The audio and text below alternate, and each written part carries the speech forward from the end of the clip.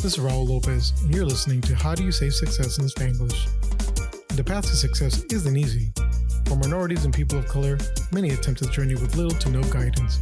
Join me as I sit down with individuals who share their stories of perseverance so that together we can learn how to say success in Spanglish.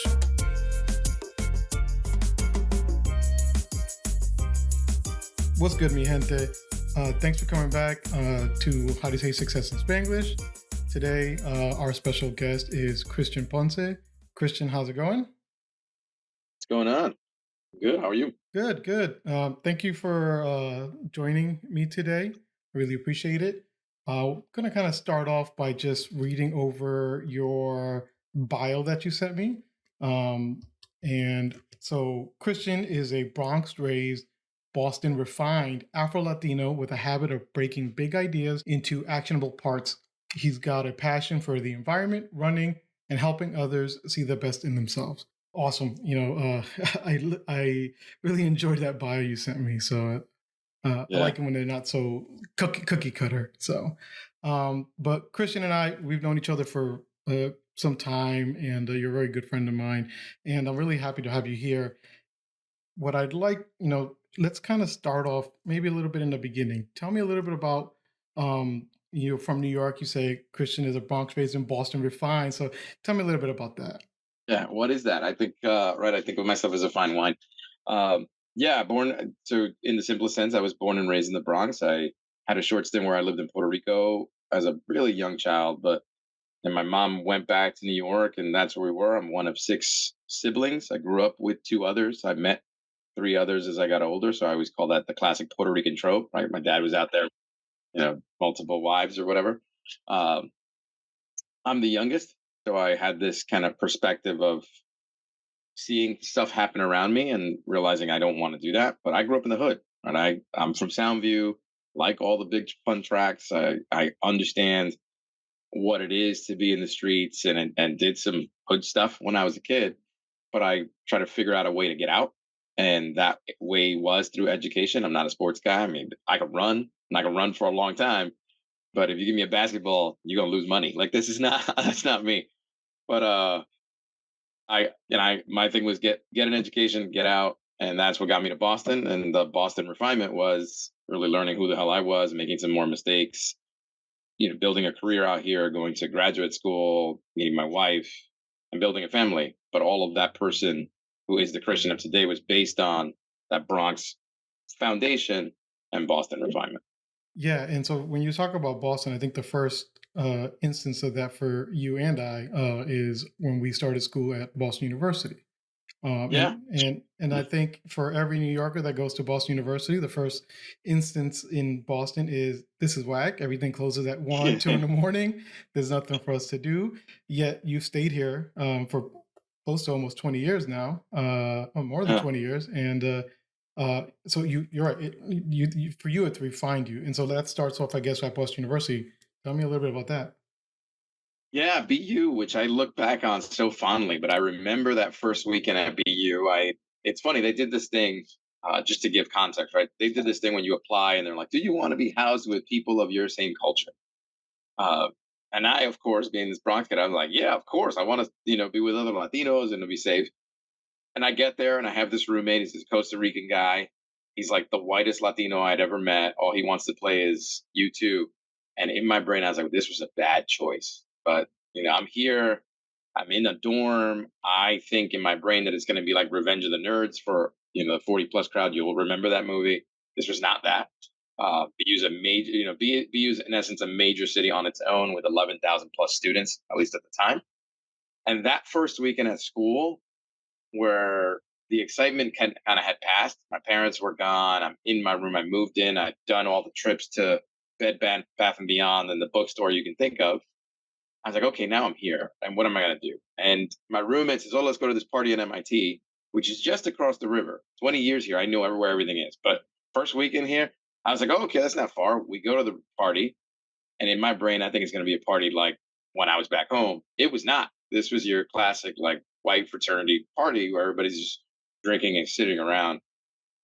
And while I am an extrovert now, I'd say in certain circumstances, I don't know if I don't know the crowd or I don't know what's going on, I'm more observant. I just want to see what's the story. Well, long story short, he ends up leaving me at this party. He just disappears. And I'm this Bronx kid sitting in Cambridge at an MIT party with a bunch of white kids. Like, what the hell am I doing here? I leave and I felt like I was on this journey back home. I can see Marsh Chapel and the lights of BU across the river, but I had no idea how to get back over there. And I'm just walking alone trying to figure it out. And I was so sad. Like, honestly, it hit me that I don't want to be here. I want to go home. I don't like this. Got, get home.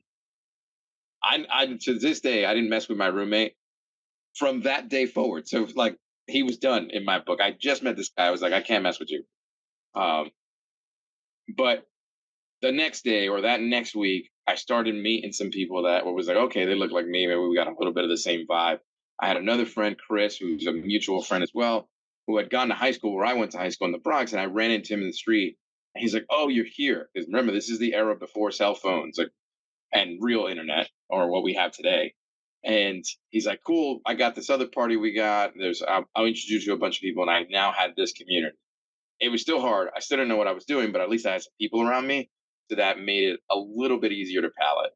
Um, and I Yeah, guess I figured it out, right? yeah. Here I for mean, 22 years. I think same thing when I got into school, we were looking for a community to join with. We come in blinded into what college is really like because we don't know what the difference is. We grew up in one neighborhood that's been kind of, even though it's diverse, what I mean, it's diverse for us, but when we go to college, it's not diverse as the way we're used to. It's a different type of Yeah. diversity that comes across, Hmm. and so we kind of have to try to find and make college our home, and then um, that's the one part to succeeding in college, That's and then the next part is classes, academics. Yeah. academics. You know what I I mean? would, yeah, I'd say, and this is one thing. If I could do it all over, I went to BU as an engineering student because I grew up in the classic Latino mantra of the only thing you could ever be is a doctor, lawyer, or engineer. I never wanted to be a doctor. I think lawyers are really cool, and I probably could have gone down that path. But I was good in science and math in high school, and everybody said, "Oh, you should be an engineer." So, not really knowing what that was, I went into that. And I get to BU, and I had been, not valedictorian, but definitely top of the class in high school and elementary back home. And that didn't mean shit to when I got to BU. There was nothing that I had gone through academically that would have prepared me for the level of rigor and responsibility that gets thrown upon you as an 18-year-old at BU or probably any college. Uh, and that hits you like a truck. And it's kind of like, wow, this is hard. And at the same time, you're trying to learn how to be responsible. You're surrounded by a bunch of new people and new things. So of course you want to go out and party, you want to drink, you want to my kid chase girls. Because again, it was like you got this whole world ahead of you. And the academics start to slip. And there wasn't a great system to catch that. So one of the things that BU does is they have this College of General Studies, which a lot of the people that look like us or that we knew from the hood were in. I was like, well, why weren't we in there? And at the time, I was like, well, because I'm an engineering student, I'm smarter than you guys. And looking back on it, I was like, wow, they had a lot more support and structure and kind of a plan to get into the rigors of academic life at a university. And I wish I would have petition to be a part of that. Or I wish I would have known more about it at the time and wasn't so overly confident in my hood abilities to survive here. I got to the end of that first year and I was with that 195, like, wow, I'm about to fail out of college and I can't go back home. Right. I think we had the same GPA, so yeah, and I mean, and through that, we had to kind of figure out a way to get through that. We'd had to figure out, what we needed to do to actually graduate it. You were able to use College of General Studies to get out of that. And for both of us too, taking summer classes. I think one of our fun summers was we had a summer together taking one of the easiest Taking classes we computer could, design. computer Yeah. design class, to try to get an A. Where every day we would sneak Yeah. out and go get lunch and have sausages on the George Foreman grill. Yeah, Just we were taking an 8-hour day class, and we would only show up for 4 hours because we were so good at computers, which is great. Now thinking about it, we probably I mean I know we just needed the grades, right? Um, but it was also I mean it was a struggle that summer. We were living on George Foreman the George Foreman grill and sausages and like Celeste pizzas and whatever we could steal from 7-Eleven. 'Cause we were broke as hell. Like that's the other side of it. Yeah, I'm trying to figure out my grades. Yeah, I'm trying to survive in a city. I can't go back home. Um, but there's no money coming in. I'm working in this job and it's minimum wage or it's college wage. There's so many hours capped. uh, yeah, there was a lot of pieces coming together. So I think the community of the, being able to go through this with you, still having some friends in town that kind of gave you an out, made it easier. But it was hard. And what kept you staying in? You said you hated Boston, you hated BU when you first started because it wasn't what you were expecting, and now Yeah, you're getting hit by a truck. And why didn't you run back home? yeah. I guess for me, there was one key point that I knew when I came to college. Right, is I'm not the first person in my family to go to college. Technically, that's my mom. She went to Hunter College, became a teacher in the 70s, but that was open enrollment. So you just kind of had to show up. It's a different thing than what we did. So technically, I guess I was. And there was this expectation, right? You're the kid who left the hood to go to college. And I know I was talking a lot of smack back home about I'm leaving, I'm out of here, I'm getting out of the Bronx. I actually had a girlfriend at the time when I was a senior in high school, and I was cold. I was like, look, we're gonna be dating until about August 15th, and then I'm going to college. And everybody's like, "What do you mean?" I was like, "I'm not gonna tell. Like, I'm gonna be honest. I'm gonna go experience college. I don't want any kind of commitment back home." And but he thought I was cold, but I knew where I was at. And because of that, I was like, I made a very verbal commitment that I was going to survive and get through this. And while I hated some aspects of it, and it was hard, it was never overwhelming or at a point where I just felt like, oh man, I'm stuck. There were some situations where I needed advice and I figured out how to get it. I think part of I think my success I owe to a woman named Hazel, who's another contemporary of ours at BU, who's a friend of the girl that I was dating at the time, and I asked her, I was like, hey, you're in the business school. Is there anything on the IT side that can work there? Because I'm really good in IT, but I like business. I'm not going to survive in engineering. And she suggested in a whim, like, why don't you check out management information systems? As a kid from the hood with parents who were blue collar, teacher and a construction guy, um, nobody knew what the hell that was. But I looked it up and I was like, oh, okay, it's like databases and accounting. I can kind of do this. And I dove right into it. And yeah, I was working back from a 195, but I felt like I found this is a track that I can study and I feel good about, and I understand it, and I get how this works. Uh, so that was the one thing. Like, even though it was hard and we were trying to survive, I understood what the goal was, and they give you the sheet of like, here are the classes you have to take to in order to graduate. I started looking at it as just like the if you ever play Final Fantasy, like what are the skills you need to get to a certain level? That's what it became. It's like here are the skills. The other side of it was when we were in regular session of school, when it wasn't summer session, it was so much fun. Like we had uh I played the fraternity, so the fraternity brothers, I had a girlfriend, so that, was my focus. It was college, which is not a representation of the world at all. It's just this microcosm of extremes. And I didn't want to give that up because the one time I visited home, which everyone does, right? You come to college and Columbus Day weekend, you go home because it's especially if you're relatively local, you're in Rhode Island, I was in New York, so it's a bus ride home. You do it, and what I realized was, wow, that was a cool weekend, but it was nostalgic. Like we sat around and talked about the old times, but we don't have anything in common new. And I want to get back to school because over there I'm living through an experience with people, and we joke about it and we laugh about it together. And yeah, it's hard, but even like the sausage story, right? We laugh about that now, even though we were struggling at the time. Mm. Yeah, and it's very true. I mean, I was kind of the same way. Started at BU. I missed our friend, missed my life, missed the experience I have, felt out of place um, until that first long weekend when you went home. And then you're like, I miss Boston. I miss the people I've made, the friends that I have made. And it drove me to kind of come back. And I was kind of the same as you, where I didn't want to quit. There was something driving me to, no matter what, I was going to graduate. And One of the things that I think you touched on is that the College of General Studies was aimed more towards minorities and people in lower class situations, and you were some of the other colleges have those programs where freshman year or summer it includes these minorities that have, like Boston College has one. I know University of Rhode Island has one, and it helps people out. But I think one of the nice things about the college general study was that a lot of those classes were at night, which kind of provided people an opportunity to work during the day and Oh, so we're making work it from just there. to correct it. So CGS, College of General Studies, was during the school year. I switched to Metropolitan College, Oh, Metropolitan. Sorry. which Yeah. Okay. Met, yeah, Met at BU is at night, and it was targeted at commuters and people who had families and were working. And when I made the full switch into Met, still studying information systems, it felt right to me. Yes, it was nighttime classes, and it was like 3 hour blocks. I was doing 4 nights a week, 3 hour classes, but it gave me the opportunity to work during the day, which was great because I didn't have, unfortunately, yes, my mom was helping me out to go to college, but she wasn't bankrolling my lifestyle. Like none of that was coming in.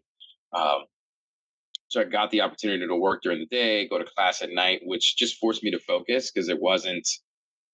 It meant didn't have TAs and study sessions and all the other BS that I think college gives you. It was just like, here's the course, here's what we're going to cover.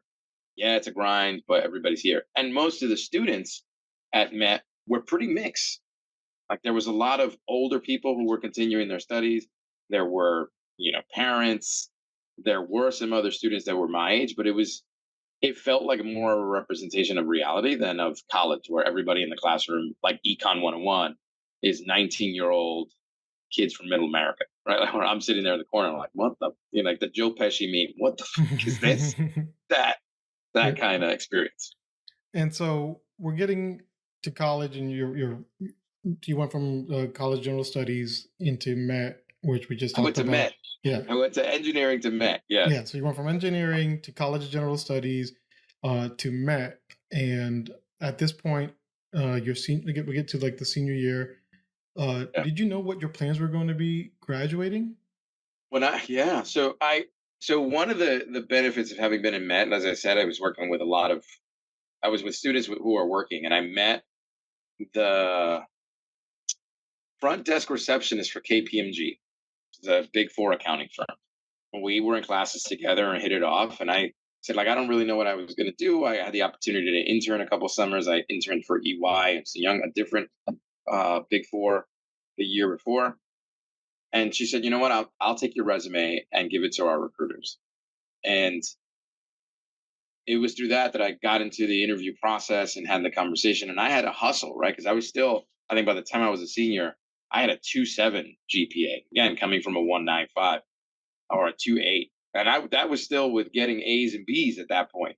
But you're in such a hole. So I had to go with a really strong story. And that was what that's how I started to find my own path. I would go in and very honestly say, I know that my GPA is not where you even probably look. I would have normally gotten cut just on the basic cut line of anything lower than a 3.5, we're not talking to. But because I met someone who can vouch for me as a person, I got the opportunity to interview, and then I walked through that door and sold the hell out of myself. And then from day one, did the work, right? I didn't care where I had to go or what I had to do. KPMG, you end up traveling a lot, and I was everywhere from Jacksonville, Florida, to Wichita, Kansas, to California, to whatever you got to do. And that was like I kind of understood it. I was like, you know what? This is the cards I have. Let me play those for as well as I can. Yes, we looks like you were able to network your way into your first job through knowing someone and stuff like that. And one of the things I do remember about you when we used to work together, that you had this big binder of business cards. You always seemed like you were always networking and stuff like that. Do you think I didn't even remember that. Wow, I did have that. you had the The big binder binder. and you would come in and you show all these business cards of the people you met and things like that? And for someone like me who was I'm an extrovert, but I'm not an extrovert to people I don't know. Yeah. And networking was always kind of like difficult for me. You know what I mean? What kind of got you into networking, and how did that kind of help you along the way? Yeah. I don't know. I couldn't tell you where specifically it came from, but yes, I remember keeping them. I I'd be remiss if I didn't mention I I grew up with my uncle Jimmy, um, United States Marine Corps veteran. He was a little tapped, but he worked at this company, Credit Suisse in Manhattan. He was their AV guy when you needed an AV guy to make telecom calls. And he was not someone who had significant education, but he taught me how to make decisions and helped me understand that there was this world outside of the hood. I wasn't ready for it. I did get a chance to visit his office, and he'd take me after hours, so I kind of saw that this existed, and I had that. He always instilled in me like you could be here, right? I don't think that I could ever be on the end of that table, but you could if you go to school. But I knew that was all tied to people, right? There isn't like every opportunity that exists is tied to a person that understand who owns it, who's funding it, who can make that happen. And for me, it was people are interesting. So I would like to talk to them and see what they're about and see what's going on. And I have this memory that allows me to put those details together and remember, like, oh, you like this and you did this and you were into this. Um, and I would try to connect people on their own just by virtue of thinking that that connection was cool. So I think that was what it was for me. And I just kept on that. Right? It was just put yourself out there, be in the place to do it, uh, see who's around, and I as I've gotten older, I realized most people hate networking. I think I'd say 99% of the world hates networking because it is like a bunch of blind dates, and on top of that, it's putting yourself out there, and it might feel a little bit phony, but without being seen, no one's going to know you exist. Yep. And I think it relates a little bit to your feeling from when you came into college, where you were different. And I think when people go networking as well to networking events, you feel different. You feel out of place sometimes, especially as a Yeah, minority. You go there surrounded by all these high level executive, usually white guys, and you're yeah. a lower level kid with a bad GPA. And in college, you had to kind of work through that and figure out your way to get through that. And same thing, I think, with when you get to the networking. And it seems like you're able to get yourself beyond that and get your foot in. But how did things turn out once you graduated and you started working at KPMG? Because where you're at now compared to where you are there, It's there's still different, different life. still a Yeah. little bit world. Yeah. Yeah, I had this crazy journey. I was at KPMG, then I was at TJ. I was there for 2 years and realized that that track wasn't for me. Not because it's not a great organization. I still have friends from that era, um, and some very close friends professionally from when I started there. But that is like you're going to commit your life to that. You might have two or three divorces before you become a partner, and I knew that wasn't for me. I went and worked at TJX for a bit, so the TJX Marshalls companies. Um, that wasn't for me because that culture was all about if you haven't been here for 30 years, we don't care about your opinion. And as a brash young kid with I want to move forward fast, that was going to work. So I got a call randomly from a recruiter who was like, "Hey, we're looking to build a controls group, IT audit team at this company called Vistaprint, which people might know now. Business cards are free, but they were very small at the time. And would you be interested?" And I remember saying, "No, I'm good. I don't think that you're big enough." Um, and I wrote back an email and I was like, "No, I don't know. I don't know anything about you. I don't think this is for me." And 3 hours later, I was like, I think I was talking out of my ass. I'm sorry. I would love to talk to you. Let's go. So one thing led to another. I spent 6 years at Vistaprint, kind of growing. Spent another left there. Spent another 4 years at Akamai, which is another big tech company here in Boston, doing things that really accelerated my career from program management to chief of staff, the operations for the strategic in strategy.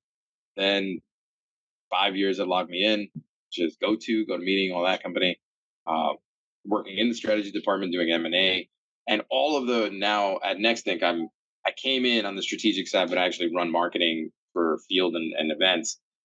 And the underlying theme for all those was no matter what it was going in and saying, well, what needs to be done, and how can I help? Because I'll learn what needs to be done, and then I'll just commit to doing it. And that created more opportunity because you were known as someone who can get stuff done and just going to do the job rather than here was my job and this is I'm going to go do my job. And every single one of those jobs that came after Vistaprint was because I knew someone at Vistaprint. I knew all the recruiting teams, and when they left, one of them went to Akamai. She gave me a path to get into Akamai. When I left Akamai, again, It was a former recruiter that I'd met when I interviewed for Forrester and didn't get that job, who was now running recruiting for Log Me In. And he was like, I'm going to, pitch you in here. And when I left Log Me In, it was a former recruiter from Log Me In who was at Nexthink who then brought me over here. And all of that meant was it just humanized me. I was always a person. I wasn't just a piece of paper. And to that, I very rarely have ever had to rely on a resume as a result because I make sure to be known as a human being first.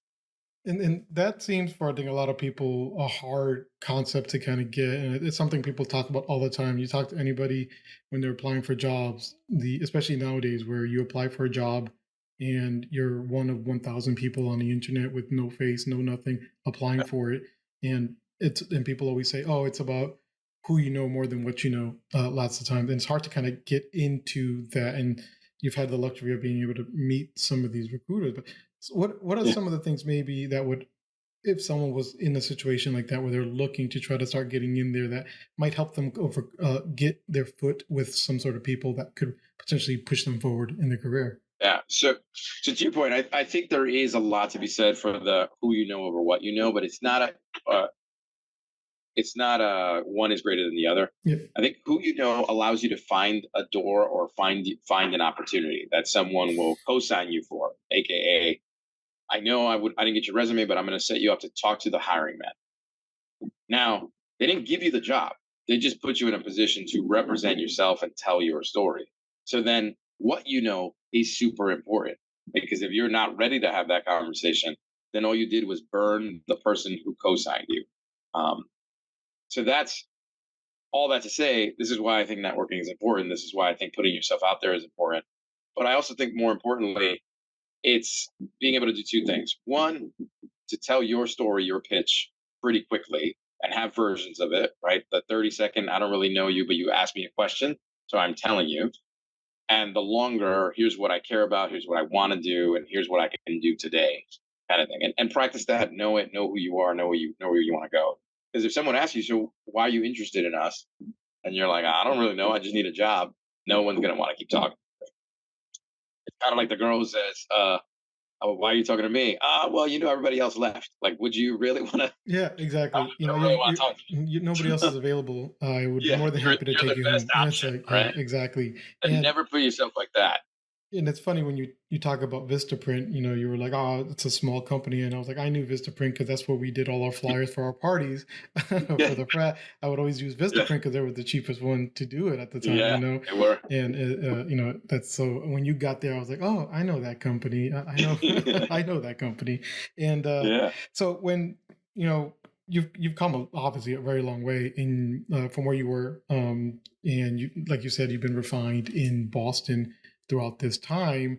And obviously, I don't believe your journey's over or whatever, but looking back on everything and looking back on where you've come from and what you've done, if you were able to kind of give yourself some advice and say, or something, or you would have changed to, help put you in a different situation, or maybe bring you to where you are a little faster, what do you think you would have done? so I'll focus on three things. I'm just putting the number three because I think that's what people remember. But one is this too shall pass. To take Tom Cruise's or not Tom Cruise, Tom Tom Hanks, Hanks, yep. feedback. Because there were times where everything was working great, but this too shall pass, and then you're on the bottom of the barrel and you're trying to figure it out. But that's not forever. So it's this cycle that sometimes you're on top, sometimes you're on bottom, but just keep moving forward. Right? You That wheel will turn. Second, learning earlier that your appearance matters. And why do I say that? We live in a culture right now where everyone says, "Hey, bring your whole self to work, be your whole you." You know, there is no work-life balance, it's integration and all that. And I understand the sentiment and where it's coming from, but the people in positions of authority don't look like you and me. They aren't you and me yet. That's not to say that they won't be, but they're not yet. And even those that do look like you and me came up in a world which was different. So if you come in trying to be all you the way you're the most comfortable, you're going to make them uncomfortable. And I'm not saying that you need to make yourself smaller or belittle yourself in the service of someone else. But I always kind of hold as if you're going to present something new to someone, you must present it within the frame of something familiar because it becomes a little bit easier to accept. So I I remember going to I was an inroads intern for a short stint. I kind of got kicked out of that program too. Story for another day. But one of the things is they prep you is actually how to dress. And kids coming out of the hood, unfortunately, the model that you have for going to an interview is not, it's like going to the club and not going to the interview. So they did teach me that, like how to put on a suit. I knew how to tie a tie because I went to Catholic school. Um, not to wear cologne, to be clean shaved, maybe not totally clean shaven, but groomed so you look well. Uh, and I kept that with me. And the reason I kept that with me, even as the world kind of shifted towards no ties, wear jeans to work, wear t-shirts. Don't get me wrong, I'll wear a t-shirt and jeans on a Friday or on a Thursday where I know I'm going to be in and out. It's I kept thinking, well, I'm going to dress like the people in the roles that I want to be because that's where they are and that's the expectation of them.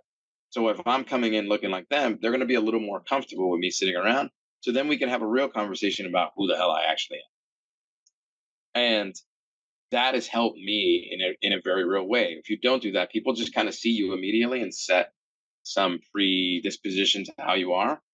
And if you look like, okay, that's cool, but that's not what I would wear, or that's not what I would expect, it creates another barrier for you that you don't actually need. And then my last piece of advice is be willing to put in the work. Right? None of these the path is not easy. You're not going to be the boss overnight. It is a grind. And I'm not a hustle culture person. Like you need to be putting in 60, 70 hours a week and screw your friends. It's all about work. Not at all. Enjoy your life. You live every day, live it to the fullest. But understand that you showed up and you got the opportunity to grow. Growth comes through adversity. Growth comes through hard work. Growth comes through trying and failing and getting up again. And if you don't do any of those things, you're never going to be at a point where other people are going to see you as a leader and want to listen to you.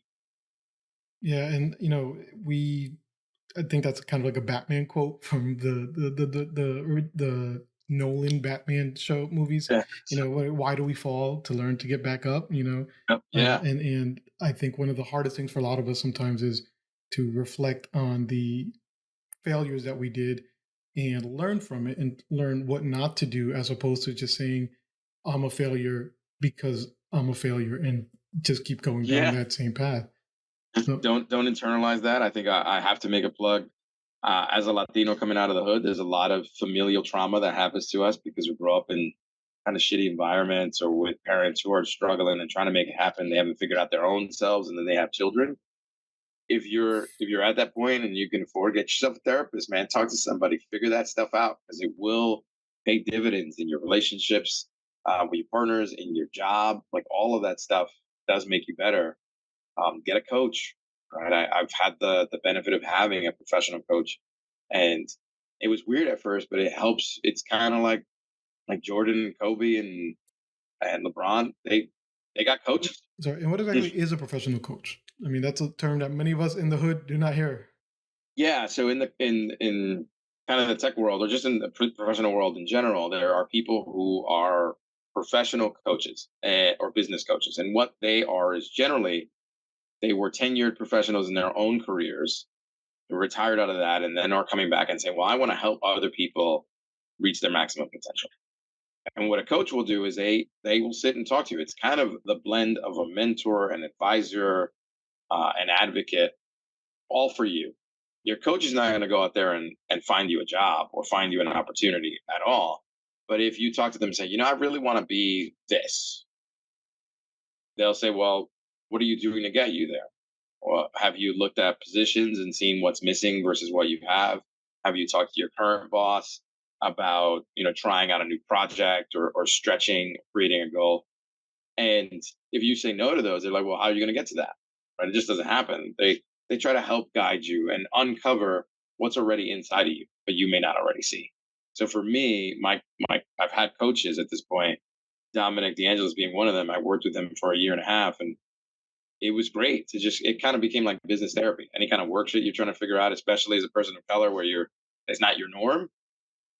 I had a soundboard that was not related to work and it wasn't a mentor, right? There was no expectation that I had to impress this person. I was like, this is how I feel. I think this is bullshit. I think this is great. How can you help me understand it? And that's been very, very impactful. And is that something that you found through your jobs, or is this like an So external? yeah, my job offered us a program that's called Better Up. I think that program is available to anyone. Coaches are, you can Google it, and there's lots of them. It's a growing profession, but I definitely think it's something worth investing. If you're any money spent on yourself is going to be money that pays back more than anything else. You want to buy a pair of Jordans? I get it. You know what's going to pay you more than Jordans?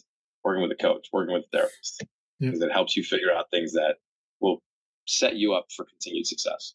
Yeah, and I think for a lot of us, we end up focusing on the now more than the future. It's hard for any of us, I think, sometimes to extrapolate what the investment in ourselves will actually give us in the future, as opposed to what we're struggling with now. We have rent, we have kids, we got whatever we want to Yeah, pay for, your family, and sometimes we get blessed where we're given an opportunity to say, no, focus on this first and do something that later. So I think yeah, that's a hard one for a lot of people to self improvement and things like that. So and then I think just to kind of end on everything, um you know what's coming next for Christian? Where do you see, what do you think that you what are you planning to do next, for yourself to get to the next step? yeah. Well, I mean, I think I take my own advice. I have a therapist, I have a coach, and I'm working with them to understand what is it for me. As I now I'm in an entirely new phase of life. I've had